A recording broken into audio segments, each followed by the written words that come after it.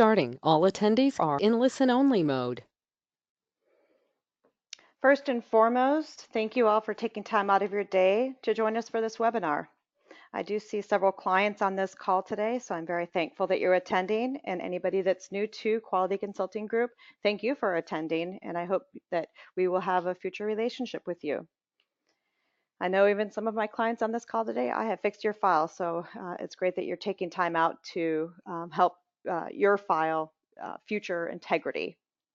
I want to take just a moment to introduce you to my team. So I have several team members. The ladies in this picture are either my account managers, assistants, or sales managers.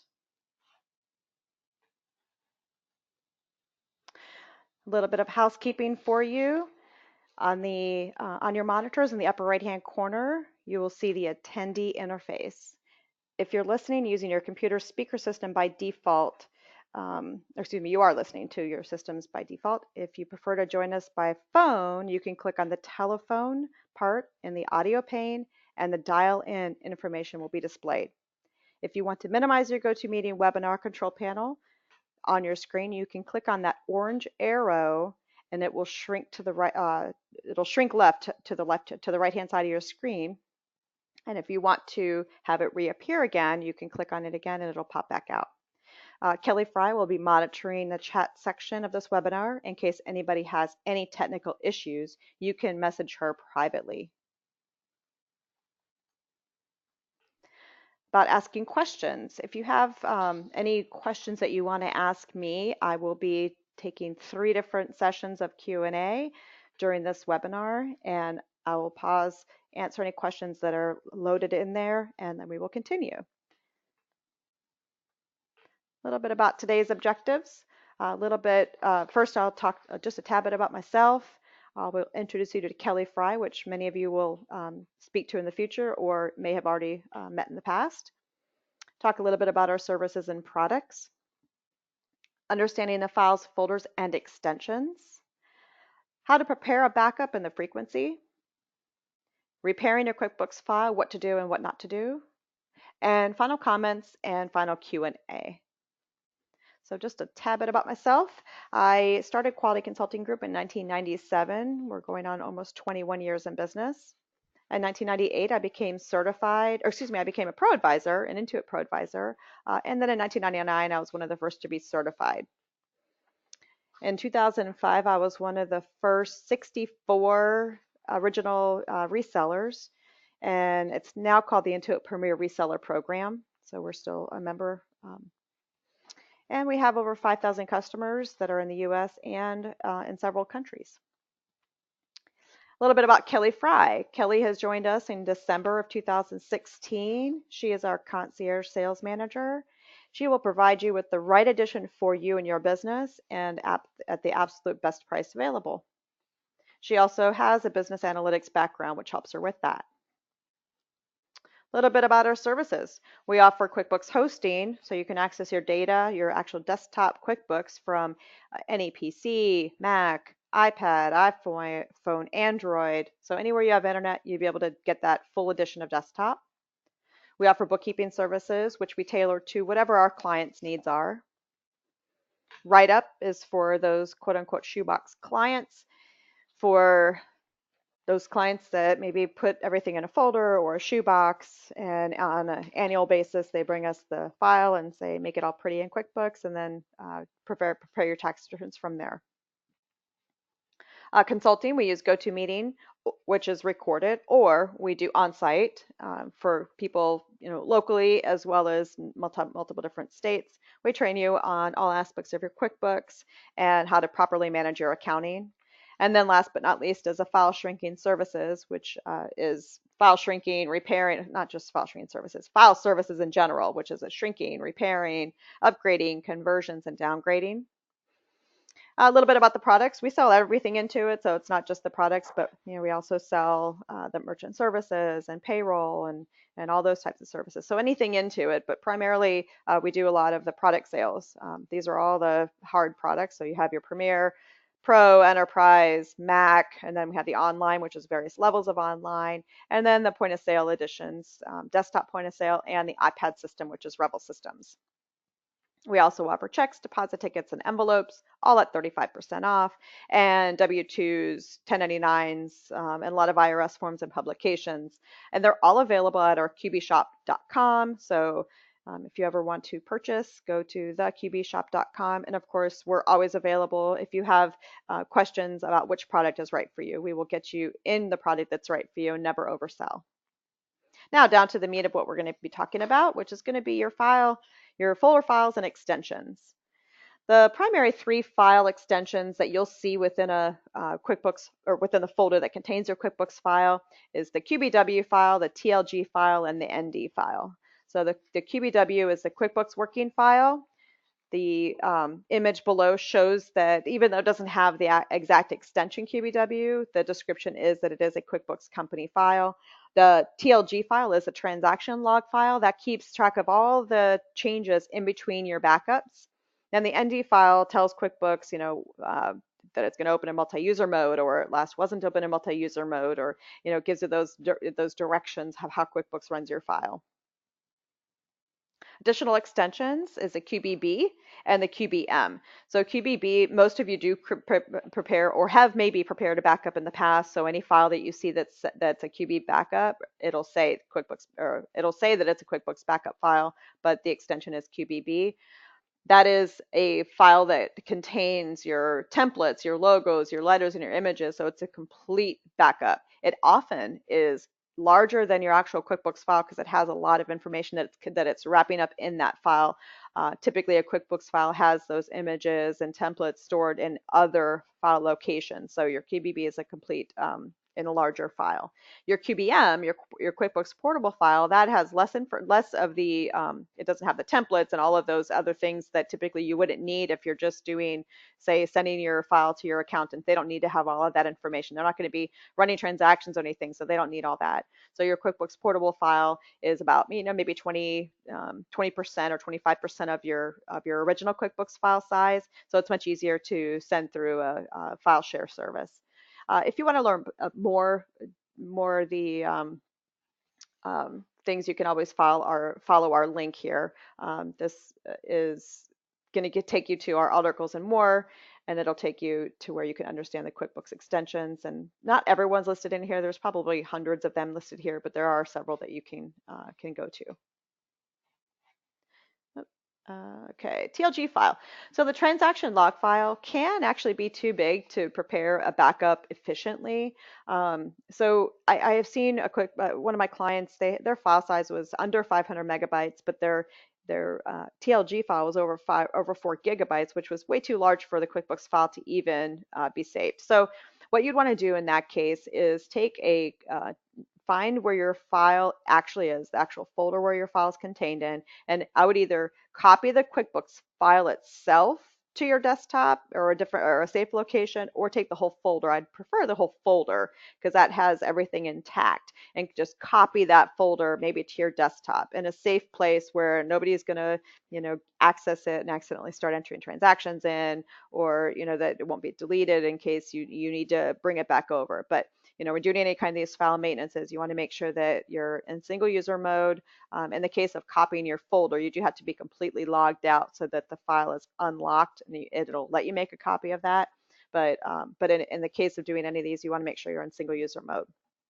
So you'll make a copy of that, the whole file, and then in the working copy, so in the original file location, you'll open QuickBooks you'll go to that folder, delete the TLG file, and then when you open it back up, it'll start a new transaction log file. You can see in the image here that the TLG is a transaction log file. And in this example, in this image, it's really only 11 megabytes. You have to take the last 3 digits off because you're converting it from kilobytes to megabytes. So it is only 11 megabytes. The file integrity, so properly maintaining your QuickBooks database is important, but what causes these issues? I'm going to start with some of the more common issues and then go to the least common issues, but there's still certainly issues that cause it. So the first is back in the day, and I used to be the same way, as over a decade ago, or even maybe 6 years ago, I would tell clients, don't upgrade right away. Don't, wait at least up to 3 years to see if there's anything like a product feature that has come out that you want to enhance inside your company, or use inside your company. Where nowadays technology is advancing so quickly that I actually recommend doing it an annual upgrade. Maybe not right when the product comes out. Maybe if you have the prior year, which you should have, wait maybe 1 or 2 months until some of the initial bugs of any new software get worked out, and then go ahead and upgrade.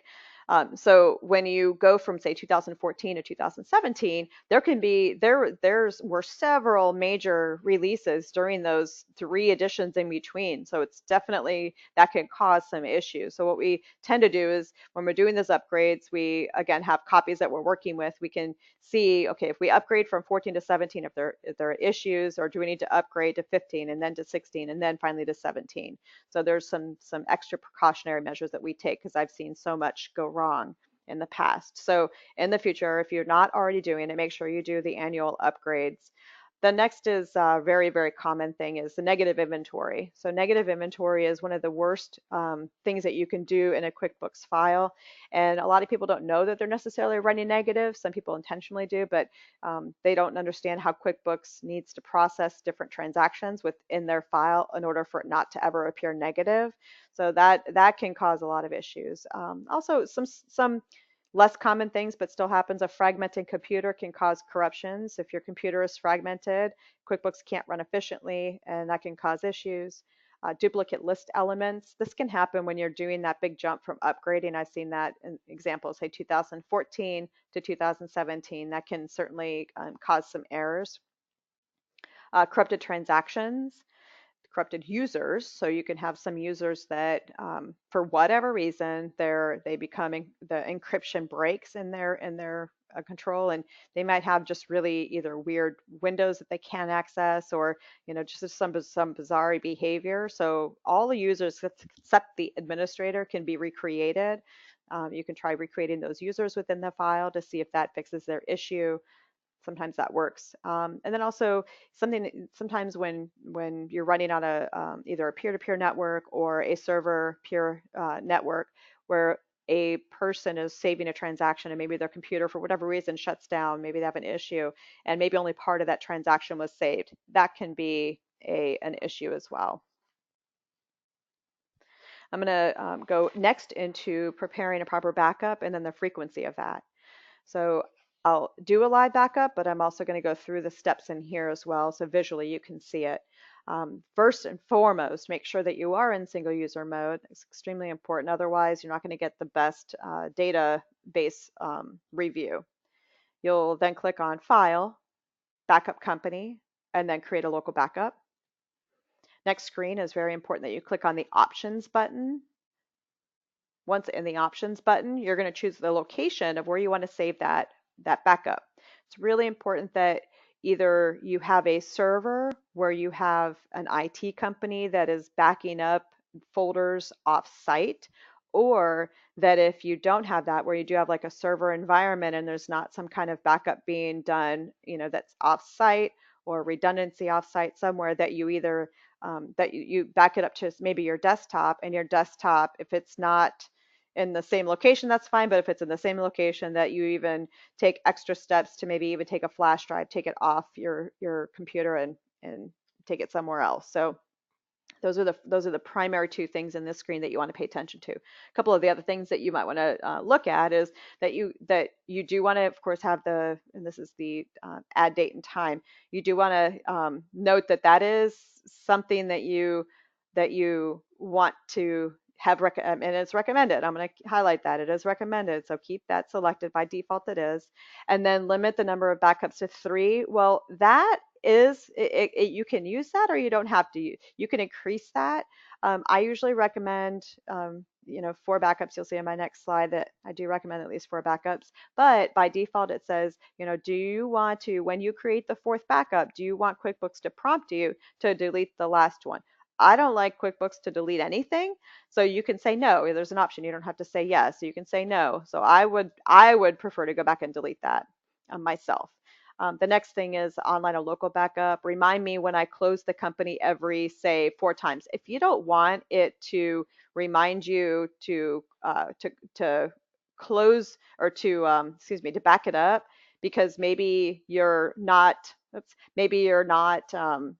uh, maybe you're going in between in and out of companies, say 4 times a day. I mean, some people have 5 companies that they're running. You can change that in here to say, I don't want you to remind me every 4 times. I want you to remind me every, say, 15 times. That way, that's about once a week that you're going to be doing a backup. So those are just a couple of those extra things that you can do. All right. So after that, you can click on finish. You don't have to continue on. You don't have to click on the next unless you're going to save to a different location. But if you're in the options, you'd already know where you're going to save that file. Backup frequency, I don't recommend anything less than 1 time per week. And again, keep up to 4 backups somewhere else. Oops. Um, Erase all drawing. There we go. Sorry. And I also recommend when you do your annual return that you save that backup somewhere else. When you're doing your iOS, maybe you have a online form that you're going to save it to, or a Dropbox or somewhere that you have external backup. So you're going to save that when you give that data to your accountant, or maybe you're doing your own return. That way, if you ever get an IRS audit, you'll have that backup copy or that copy of your file with your tax returns that it was prepared. And so it should match. I mean, hopefully your information does match. So save that. That way you're not giving them current information, even though they're not supposed to look at current information. You don't want to give them if you don't have to do that. Okay, I'm going to go through a demo of your backup. So let me go there. So in your QuickBooks file, again, you would click on File and then Backup Company File and then create a local backup. You'll go through the motions, make sure that your steps are taken, where you make sure it's a complete backup, make sure that you have your file location that is in a place that either you are going to take a flash drive backup, or it's going to be maybe, again, saved electronically somewhere else on the cloud for very safe keepings, especially, in Florida, we're looking at maybe having a hurricane in a couple of days. So you definitely want to make sure that in those scenarios, especially, that you have a backup safe somewhere else. Right, then you'll click on Finish. It'll go through several of these little screens. It'll verify ID, duplicate IDs, integrity. This is part of the whole verify. It'll flash through all these screens, and then it'll go through proceed with your backup. The larger the file, the longer this will take. So if you have a larger file, just give it time. You don't want to cancel during any of these processes. So once it's done, you'll click on OK. It just tells you what the file name was, where it was located. Okay, so I want to go back to whoops. So this is where it's going to ask you if you want to delete your backup, because now I have done 4 backups. So you can say, no, I don't want it. I don't want you to delete it. I'll just take care of that later. All right, I'm going to click over on Q&A, see if there's any questions. Nope, no questions. Great. We will continue on. Next is repairing your QuickBooks file, what to do and what not to do. On these images here, you'll notice that there's maybe some color variations. The grayish, bluish ones are more recent editions of QuickBooks. And then it took me a while to find a file that actually had some data damage. It wasn't much, but it had a little bit of damage. So I wanted to be able to show you what one of the errors might look like. So it's saying, hey, there's an error here. It's preventing you from continuing. So that's when you would go through the repair process.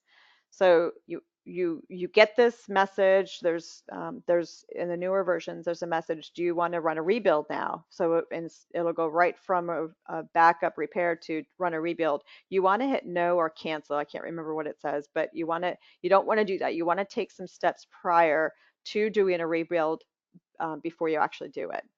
So we'll go to the next slide here. So before you do this, you want to resort some lists. So I'm going to show you this live in QuickBooks. So let's go to resort some of these lists. You'll go to your item list. So under list, item list, and you should really do all of these, but your common ones are going to be your item list. Once you have that open, you'll click on item and then resort list.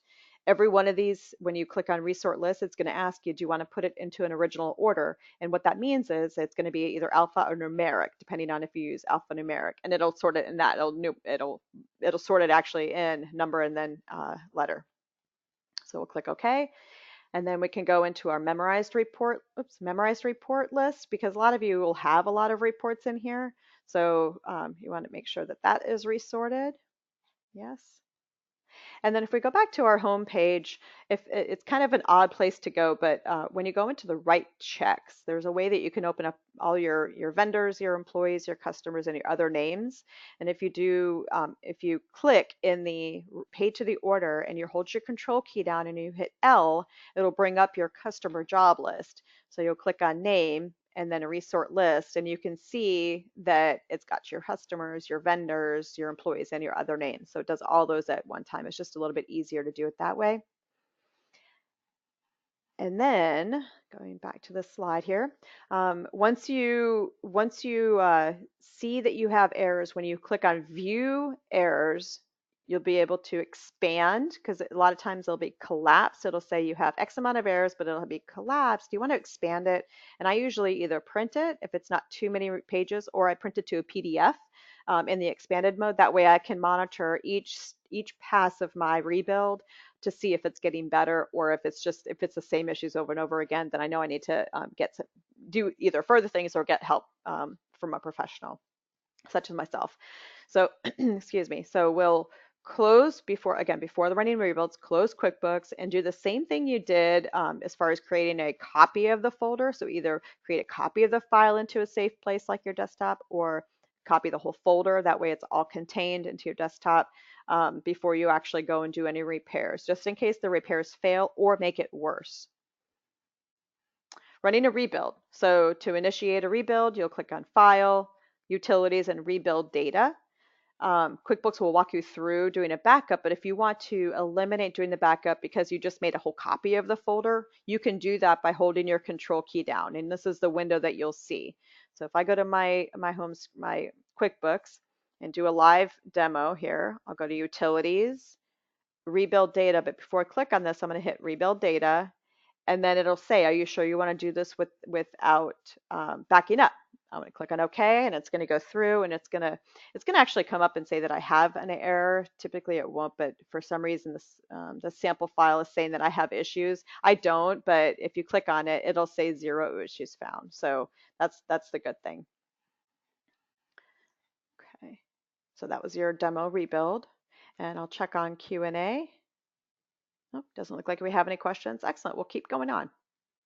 So some of the most scary issues that you might find are an encryption error. And an encryption error can be part of your users. Again, I mentioned that earlier. Your users can be corrupted. Your admin can be corrupted. Those are part of the shell of the company. And it's not like you can delete an admin. I mean, the admin is the admin. Once you've corrupted that, that needs to actually it's beyond even what I can repair.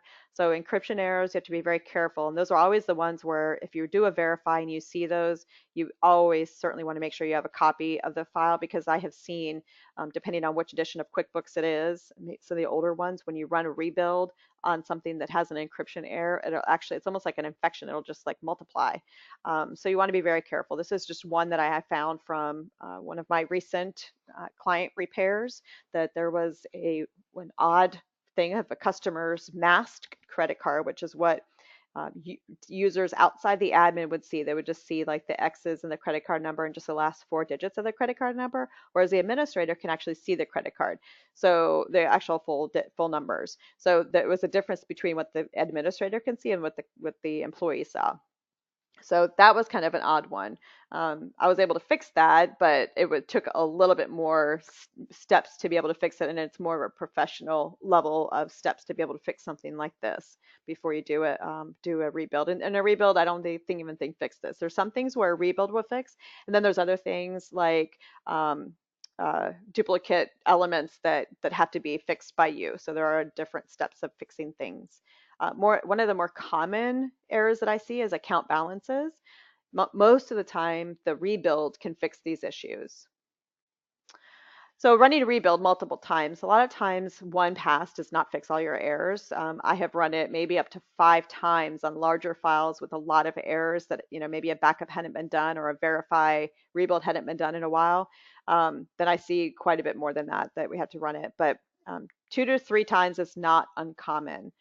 You would always want to do a verify in between each one of those just to make sure that it's reviewing, making sure it's not getting worse versus better.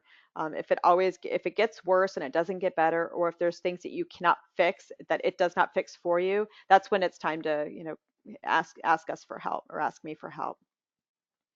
Let's see. And of course, that should be everything on there. Good.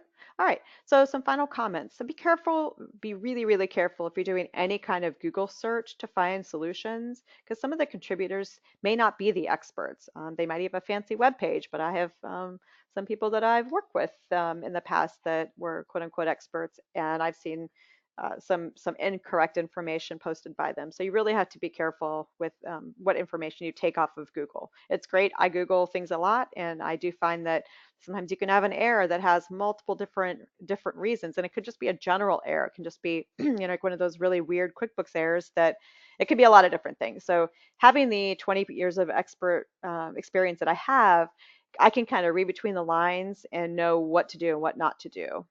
So if it's ever something that you don't feel comfortable about, that's when you usually stop and get us to help you.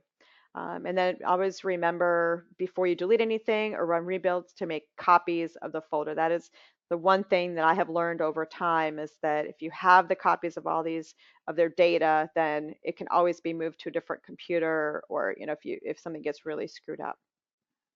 I'm going to go to some final questions. Let me look over here, see if we have any questions. Nope, no questions. Awesome. That's great. All right. So just to mention about the survey, you'll be getting a survey at the end or by email. Please make sure you return that to us. We'd love to have your feedback. And then thank you for joining. We are here for whatever your needs are, whether you have services or product needs, we are here for you. So just let us know how we can help you. Thank you again for joining, and have a safe time through this storm that's on its way. And we'll talk to you soon. Thank you.